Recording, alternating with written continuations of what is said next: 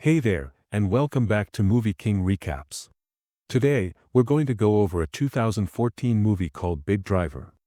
Please be advised that there will be spoilers ahead. In the opening scene, we're introduced to Tess Thorne on the phone with a friend. Tess is a well-known novelist who has written numerous mystery thriller novels.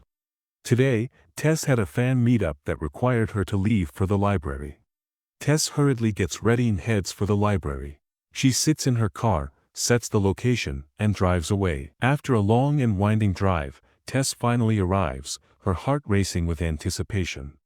As she parks and steps out of her car, she is greeted by Ramona, the warm and welcoming owner of the library. With a bright smile, Ramona approaches, embodying the spirit of the community that has gathered for this special occasion. She had personally invited Tess to share her journey and insights with the eager audience. Inside, Tess takes a deep breath, feeling a mix of excitement and gratitude as she walks through the library's doors. The atmosphere buzzes with enthusiasm. Familiar faces from her readership light up as they spot her. As she stands before them, ready to deliver her speech, she feels enveloped by their support and admiration. These are not just fans. They are individuals whose lives have been touched by her stories, and their love for her books fuels her passion even more. In that moment, Tess knows she is exactly where she is meant to be, sharing her words with those who truly appreciate them. As the conference drew to a close and Tess prepared to leave, Ramona approached her with a friendly smile. "I have a shortcut that will get you home much quicker," she offered, her eyes sparkling with enthusiasm. Grateful for the tip that could save her an hour, Tess felt a wave of relief wash over her. She settled into her car, eager to embark on the journey ahead.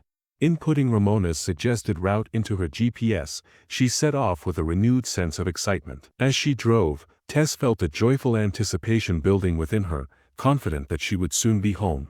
After a grueling drive, a stray piece of wood suddenly lodged itself beneath Tess's tire, forcing her to come to an abrupt stop. Stepping out to assess the situation, she felt a surge of frustration as she discovered that the wood had punctured her tire. Stranded at an old, dilapidated petrol station that seemed to have been abandoned for years, Tess found herself isolated on a desolate and treacherous road with no one around to lend a hand. She faced the daunting task of changing her tire alone, acutely aware of how difficult it would be to find another vehicle on this empty stretch of highway. She came to a stop on the side of the road, standing there, waiting for a vehicle to arrive. When she noticed a bus approaching, she signaled for it to halt with her hand, but the bus did not stop and drove away. After a while, Tess noticed another vehicle approaching and signaled it to stop. Fortunately, the car came to a halt. Tess quickly approached the driver, seeking his assistance, and he readily agreed to help her. His name was Lester. As he began changing the tire, Tess felt a sense of relief wash over her, convinced that she would soon be on her way home. However, her relief turned to dread when she noticed the same pieces of wood with protruding nails in Lester's car. A cold shock gripped her heart, leaving her feeling vulnerable and exposed. As she stood there, a sinking realization dawned upon her. Lester was watching her with a predatory gaze. His demeanor had shifted since he first offered help.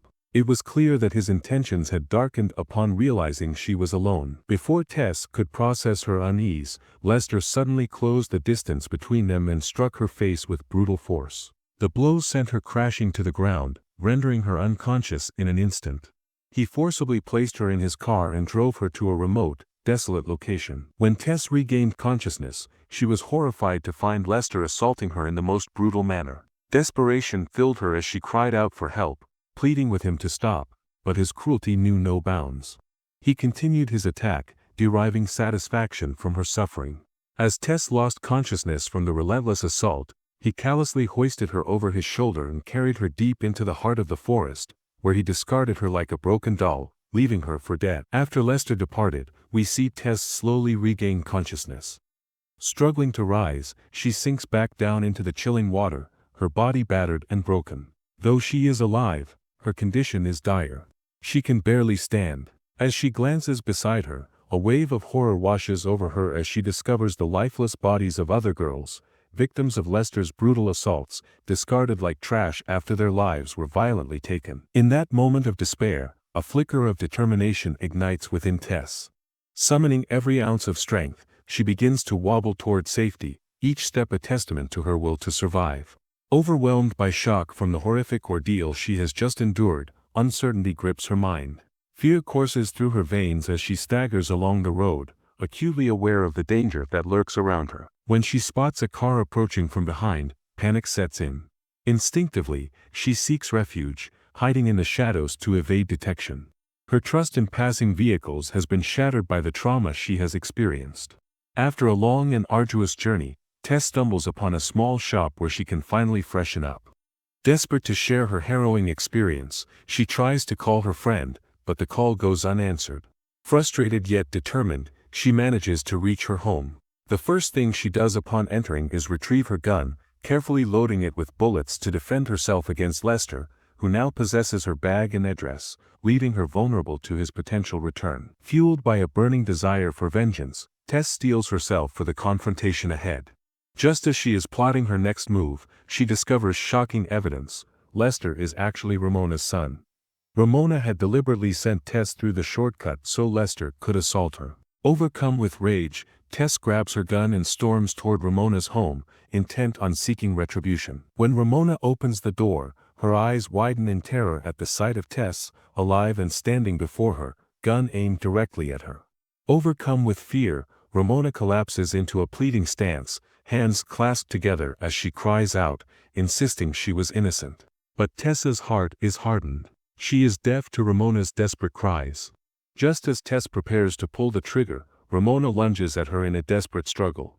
However, Tess quickly overpowers her and, in a final act of self-defense, fires, resulting in Ramona's tragic demise. Tess's revenge is not complete. She tracks down Lester and engages in a fierce battle. In a final, brutal confrontation, Tess shoots Lester, ensuring he suffers before finally killing him. With Lester dead, her vengeance is complete, and the movie ends. Thanks for watching. If you're new here, don't forget to subscribe for more recaps. See you next time. Have a great day.